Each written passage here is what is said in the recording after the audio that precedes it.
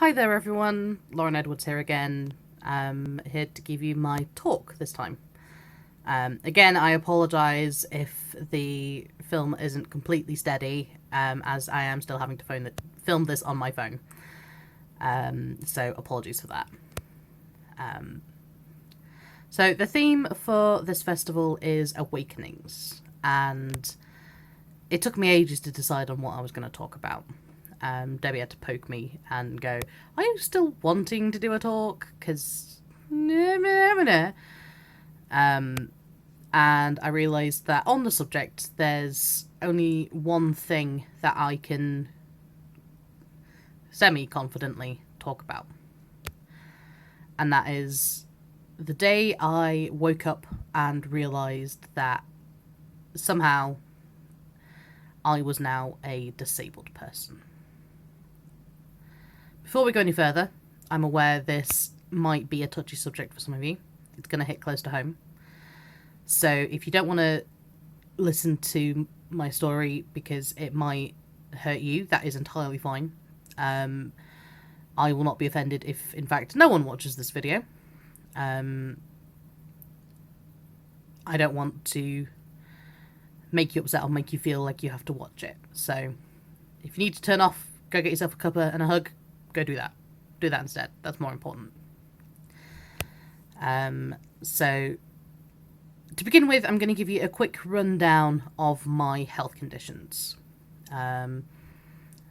It's a relatively small list compared to some people, I'm aware. But it might give you an idea of where I'm coming from. So, I suffer from my mental health. I have anxiety and depression. And I'm currently medicated for both. Probably will be till the end of time. Everything else is physical. So I suffer from asthma, have done from a very young age. I suffer from hypermobility syndrome. Not full Ehlers-Danlos loss, but definitely the genetics side of it. So my collagen hates me and my joints even more hate my face. And that probably could have been picked up when I was younger, but no one ever did.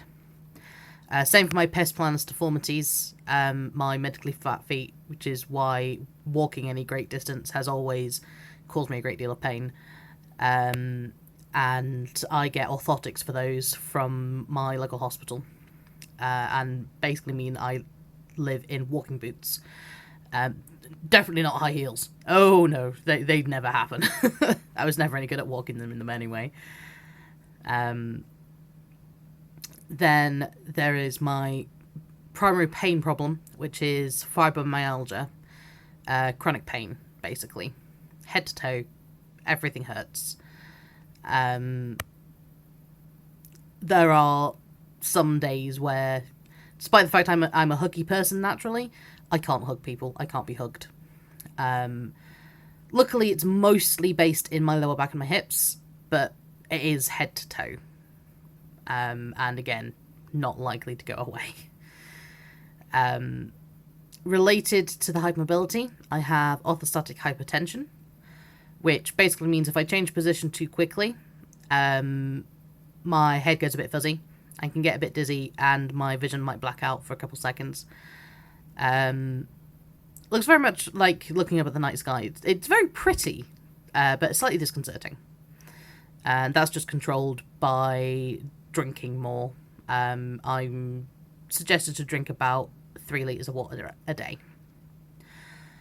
I have non-alcoholic fatty liver disease from a combination of being overweight because, shockingly, I know this may come as a surprise to some of you, but pain and bendy joints make a significant amount of exercise more difficult than you would imagine.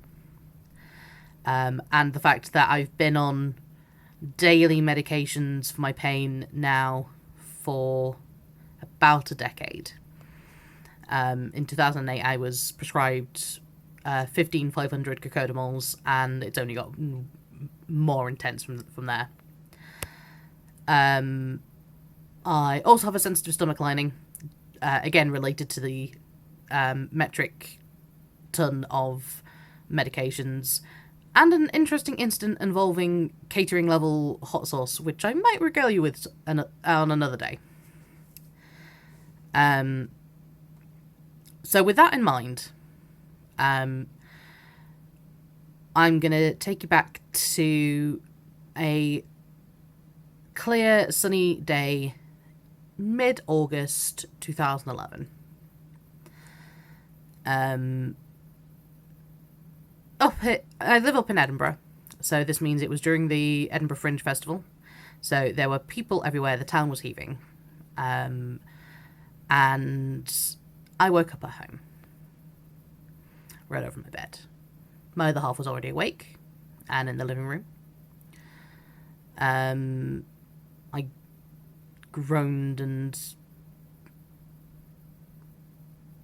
tried to sit myself upright. Took a few moments, looked around, checked where my walking stick was. I believe at the time it was a hiking pole rather than a walking stick because that was cheaper and easier to get. Checked for my pile of meds, and basically got struck completely dumb by the thought of, well, hang on, am I disabled now? What? When did that happen? No. Am I? And my other half heard me moving and came in to check on me and just found me staring at the middle distance. And I tried to verbalize what was going on in my head. But it was just a complete mess. I mean, here I was, early 20s, trying to sort myself going back to university for the second time at half-time, trying to sort out all my funding that was now in jeopardy because of that, sorting out disabled students allowance, sorting out a second application for disabled living allowance because my first one had been declined before I got my diagnoses, and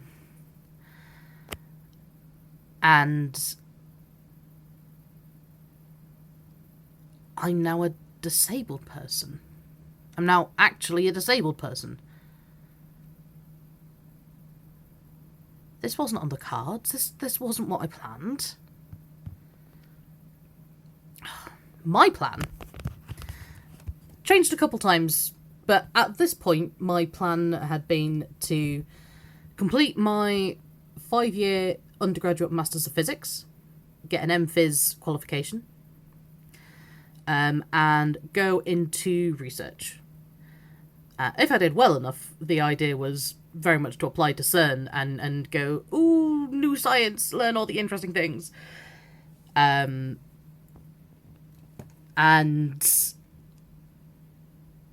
go travel exciting places, go do exciting things, gather all this lovely knowledge and do all the completely nerdy science things. By the way, massive nerd, in case you hadn't guessed. And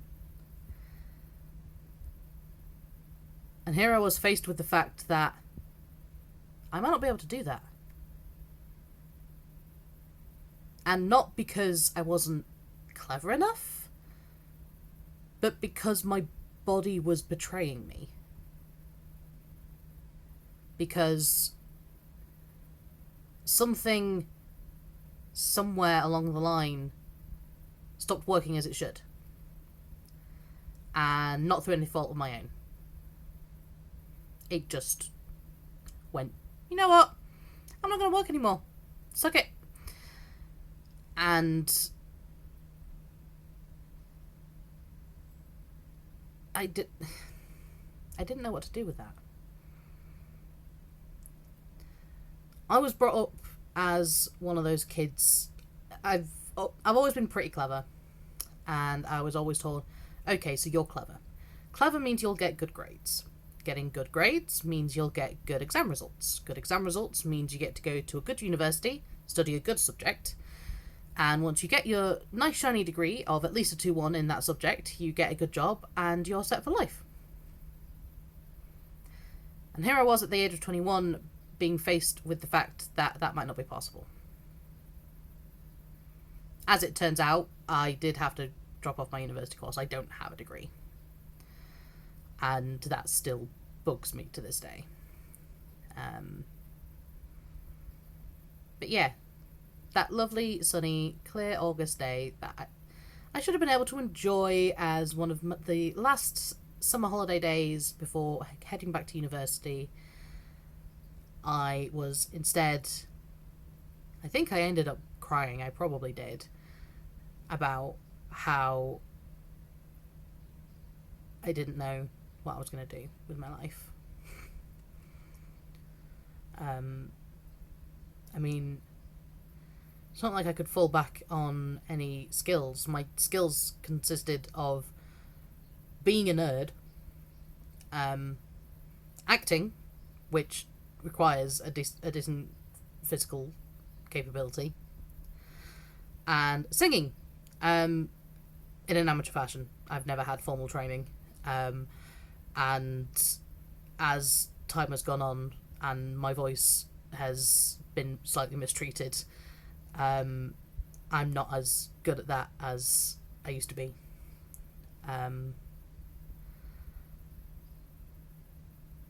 So what was I going to do? What was my life going to do? And I didn't know. My mind was completely blank, other than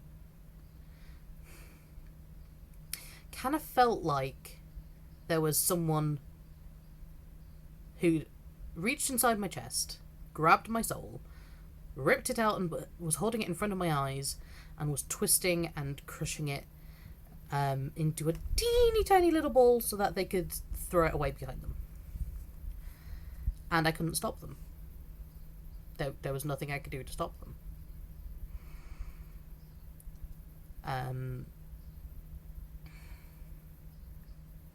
And it was difficult. It was really, really hard.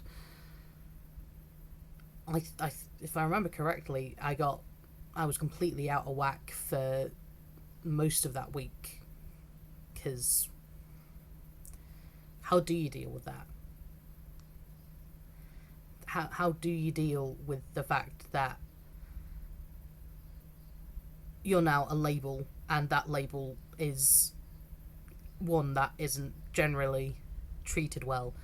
And even those who try to understand quite often go, oh, that's such a shame, because they haven't gone through anything like it, and so can't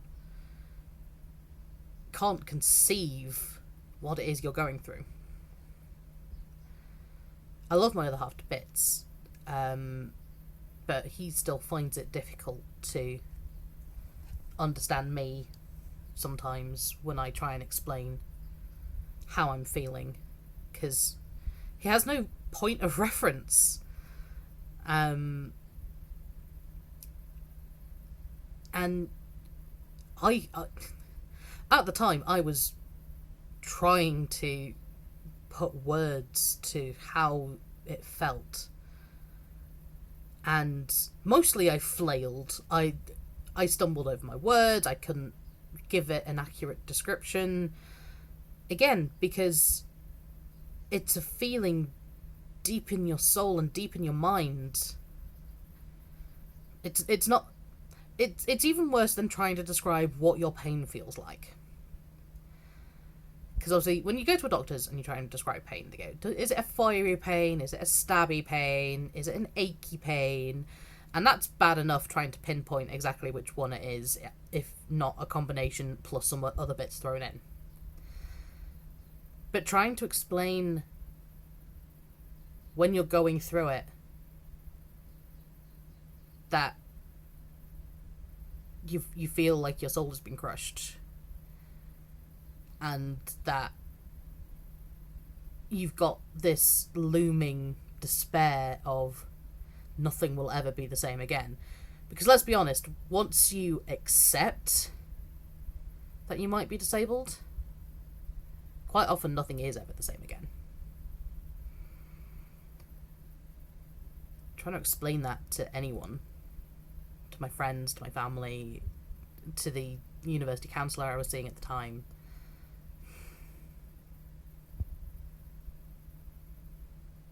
It was just so difficult. And I mean, you can turn around and go, oh yeah, but that was like 7 years ago now. Bugger, that's 7 years ago. And you're still here, you're good, you're fine, you're doing awesome things now. It's like, yeah, but it didn't feel like that would ever happen. Being here now is an achievement, and being able to volunteer and help other people is a wonderful thing that I can do. I mean, as well as my disability roles, I also help proofread for Pagan Fed, because that's something I can do on my sofa in my own time, rather than having to try and go into an office for a set 16 hours a week. Yeah, that's still not happening anytime soon. And it's all well and good saying that now everything looks better. But at the time, I honestly couldn't conceive being here in this particular state.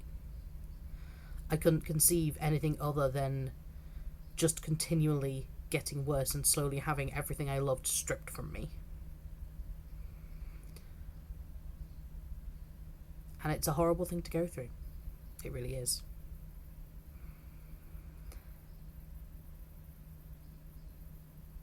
I'd love to be able to say that it will get better. I mean, it's gotten better for me.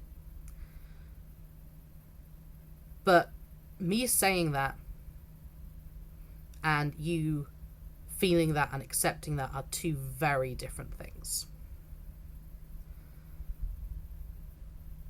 What I can say is that no matter how dark and how alone and isolated you feel, there is almost certainly someone out there who is able to and willing to listen and to try and help you. It might be your other half, it might be someone in your friends group, it might be your family, it might be me. If you feel like you have no one else and you want to try and focus on your faith, and that involves trying to get to a moot somewhere, but you want to make sure that someone's going to be there in case anything happens, contact me. I'll get in touch with the moot.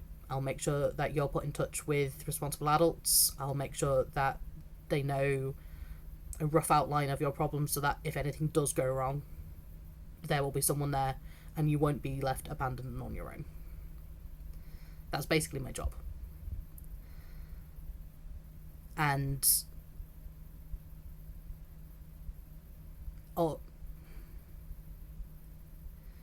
if nothing else,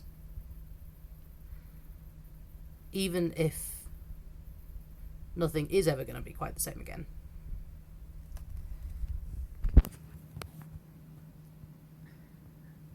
the advice I can mostly give,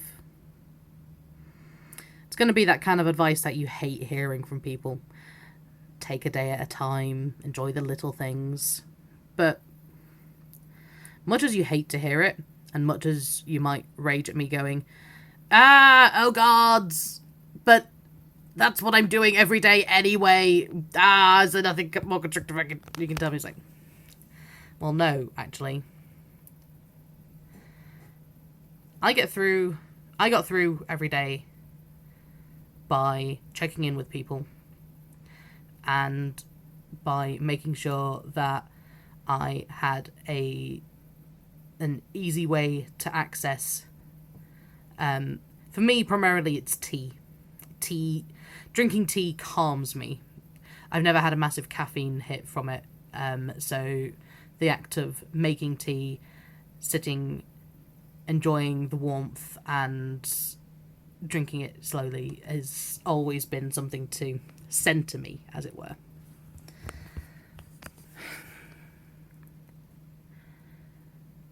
Even if you can only focus for 3 minutes at a time, try and find something to centre you, that you can take with you and carry with you. And look out for those people who are willing to help you. And together, in this horrific muddle of a world that we have, we will get through our trials. Together, basically. It's the people around me who made sure that I'm here today.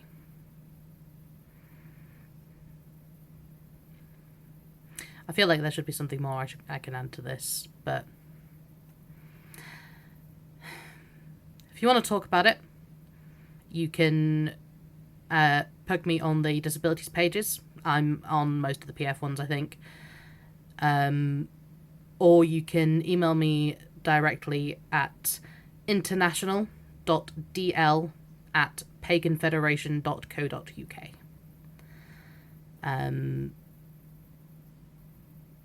I check that email at least twice a day, so there's a good chance I'll get back to you in 24 hours.